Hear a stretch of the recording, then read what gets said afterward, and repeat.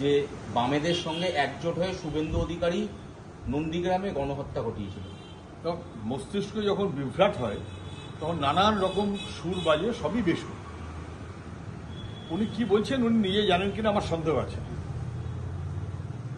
নন্দীগ্রামে মমতা ব্যানার্জিকে চিনিয়েছে অধিকারীরা, অধিকারীদের দয়ায় অথবা সঙ্গে নিয়ে মমতা ব্যানার্জি নেত্রী এবং মন্ত্রী তখন প্রশংসায় ভরিয়ে দিচ্ছিলেন।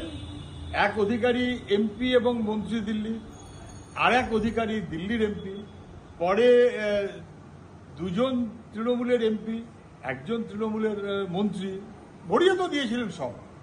এখন হঠাৎ বোধোদয় হলো উনি যেটা বলছেন যে নন্দীগ্রামের এই গণহত্যা তাতে শুভেন্দু অধিকারীরা সিপিএমকে সঙ্গে নিয়ে করেছিল বা এরকম কিছু একটা।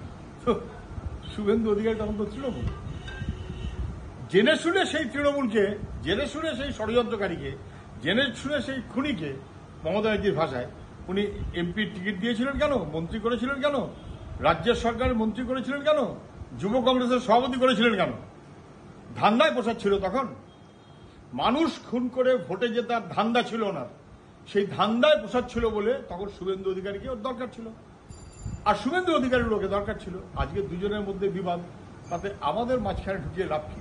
তৃণমূলের ঘরোয়া, সেই ঘরোয়া একজন তৃণমূল, একজন পোস্টপোল ভাই রাজত্ব চলছে তৃণমূলের নেতৃত্বে, সেটা খুনেদের, দুষ্কৃতীদের, দুর্নীতিগ্রস্তদের রাজত্ব। তৃণমূল মানে পৌরোহিত্য করছে দুনিয়ার অপরাধী এবং দুষ্কৃতীদের এবং দুর্নীতিগ্রস্তদের, তাদের মাথায় তৃণমূল নেত্রী, তাদের জন্য একটা দল, লুঠেরাদের একটা দল, সেই দলটার নাম তৃণমূল। বুঝে গেল? ফলে আগে যদি ভায়োলেন্স বেশি করার স্কোপ না পায়, পরে একটু ভায়োলেন্স করবে, খুন করবে, তো রক্তের মধ্যে আছে, অভ্যাসের মধ্যে আছে। এবং এইটাকেই তো মমতা ব্যানার্জি প্রশ্রয় দিয়েছেন, আর এটাকেই তো পুলিশ স্যালুট ঠুকেছে। তৃণমূলের অপরাধীদের স্যালুট ঠকে পুলিশ, পুলিশের মন্ত্রীর নাম মমতা ব্যানার্জি। আজকে তৃণমূলের প্রধান তিনিও গুলিবিদ্ধ হয়েছেন, বিজেপি কর্মী খুন হয়েছেন, সিপিএম এর কর্মী আক্রান্ত হচ্ছেন, কংগ্রেসের মানুষ খুন হয়েছেন।